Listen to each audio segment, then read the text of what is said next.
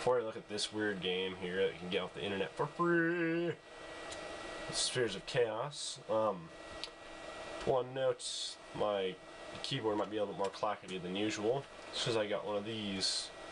I don't know if you can see that, but it's an IBM Model M keyboard. So it's a clickety clackety one. This computer does not have a PS2 port, so I got a PS2 to AT adapter, so I can use this keyboard now. It's a lot better than that crummy old generic AT keyboard I had over there. The keys sometimes get stuck on it. It just did not work as well as this. It's just awesome. Well, anyway, 1 minute. And now cue the voiceover. Well, this happens to be Spheres of Chaos. I don't really know the system requirements or anything, but here I am playing it on my Pentium. 200 megahertz. First thing, let's check the difficulty. In this game, there's all sorts of difficulty options you can do. Like right here is game speed, you know, you got all this different kinds of enemy amounts here. You know, chances of collectibles, everything here.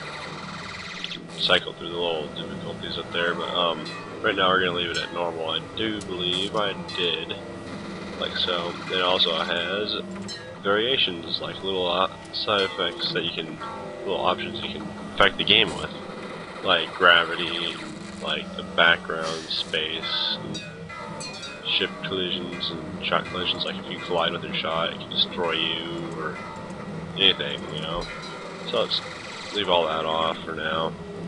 And then you got your vision, which is all sorts of different kinds of graphical effects, like fading pixels and not fading pixels. I got it on no fade right now. I'm gonna stick it on like, what is it? Normal? Yeah. Start the game. As you can probably see right off the bat, this is a Asteroids clone. A very, very, very good one, I think. It's very particle heavy. Well, some say it's pretty much based off LSD. I can see where they're coming from there. Well, not that I've had LSD before, but you know, just look at it. You'll really see like what, you know, like psychedelicness of it once you get the different graphics modes. Right now it's on plain, so once a particle moves, it doesn't leave behind a trail or anything. It just disappears when it like moves, like it refreshes the screen. There's modes that do not refresh the background, and it's just a random jumble of colors just clear across your screen. It's really, really cool to look at sometimes. Right now I'm going to apologize for me explaining things horribly, because you just can't explain how weird the graphics are in this game. Speaking of graphics, this is weird, because like I played this on every single computer I own. So I don't think it's that tough on the computer, I think, because this is a Pentium 200 megahertz, you know. It's running off Windows. I've seen what looked like this game running on Windows 3.1.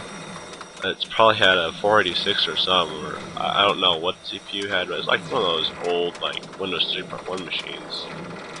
Well, I don't know if that was a real one or emulated, but whatever. It's got some pretty low system requirements right here. The sound on this game is just absolutely, like, just baffling. It's like weird computer noises, I guess you would call them. It has some really weird effects, like, you know, this sound right here when you start the level. It has some weird. I just say weird all the time, don't I? Well, it has some sort of, like, distortion going on, and that's really cool. Sometimes it can get a little bit annoying when it gets high pitched and then like everything's happening at once and flashing colors, but you know, the sound's really good.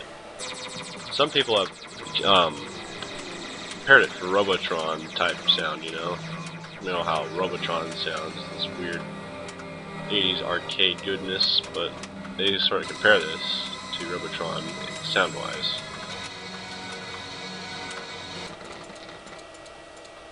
Now let me attempt to stick this on the easiest difficulty it can here, and then just show you what like some weird like slow fading graphics here.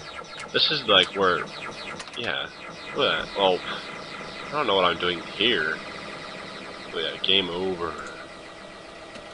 Oh yeah, I forgot. It doesn't have the star field on. You gotta have the star field on. See the star field. See, you really see how they call this the LSD game, because you can't hardly see what's going on here. It's just colors all over the place. And then you blow up, and then that happens. Some pretty trippy stuff, if you ask me. So I put the graphics mode on fast fade, which is my favorite because it's the perfect balance between plain and like LSD weirdness. But like, you know, the pixels and the particles all leave behind trails, but they don't stay too long as to just irritate the crap out of you. But it really gives you a cool, like, thick line vector explosion effects and stuff if you look at it closely. This is on hard, by the way. I'm getting my butt kicked.